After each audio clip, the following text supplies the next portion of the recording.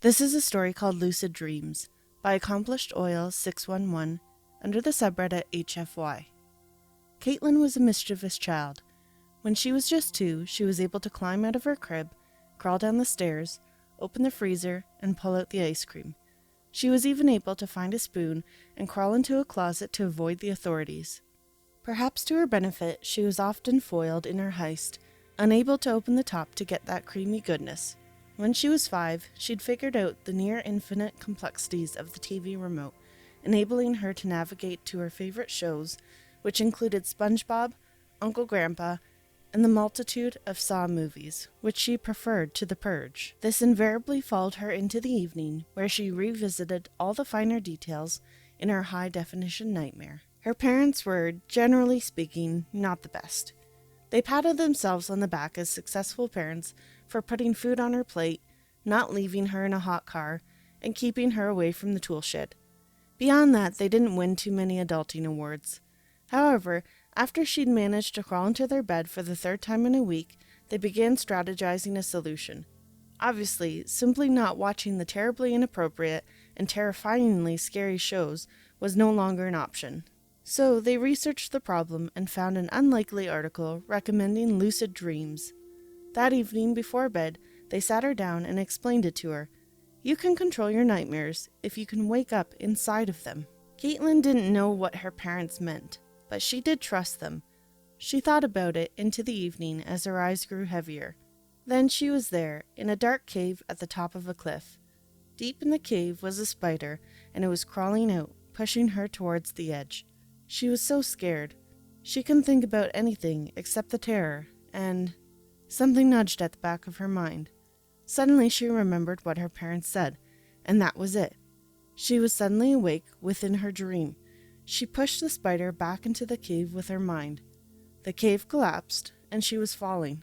She screamed, but then remembered she can control it. So she started flying. The monster came from the shadow and started following her. She made it her pet. Caitlin loved her dreams. The worse they were, the better. Her parents began to offer her horror movies because they kept her so calm. She was excited to go to bed and to fall deep into her dreams where she was a god, and anything could happen. She was happy. Years went by, and Caitlin's childhood gave way to other thoughts and pursuits. Her evening nightmares gave way to dreams of romance. Her nightmares were more focused on the real world, bills, rumors, health. She was still young when she got her first seizure. She was taken to the doctor, where she was diagnosed with a rare degenerative disease. It began like epilepsy, but the disease would spiral out of control over time. She would be dead within the year. The seizures were scary. She'd shake, and then nothing. She'd wake up seconds later on the ground. People were staring at her, and strangers were approaching. Time passed, and she woke up minutes later, with people holding her. Sometimes she'd have clothing in her mouth to keep her from biting her tongue. She had no memory of it. More time passed, and she'd wake up hours later. She was in the hospital now. Sensors covered her body. A tube was down her throat. She had a catheter. Again, she had no memory, no dreams, no loneliness, and not even a memory of darkness. There was nothing human to it, nothing conscious. She imagined that this is what death would bring. Cold, empty non-existence, where time didn't exist. She thought about it a lot. She was in the park. She thought about the seizures. She focused on the fainting and about snapping out of it. Her mind drifted back to her childhood fears. She remembered that first night, that first dream, and then, as she felt the seizure coming, she remembered the feeling. She remembered taking control.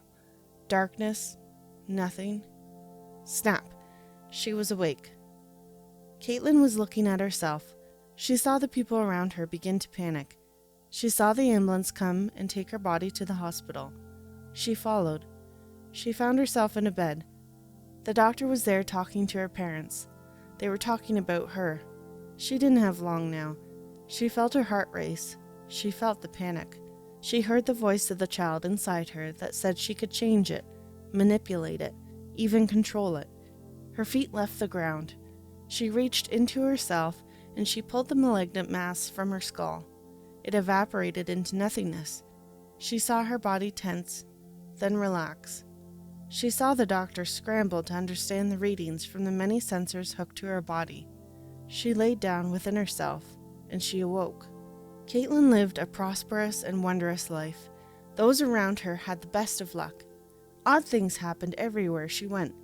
Illness faded in moments, financial issues disappeared overnight. People were happy. The years grew long, and death approached. Still, Caitlin wasn't scared. She was familiar with the silent emptiness, the nothingness. She knew it could be overcome. She knew the truth about lucid dreams.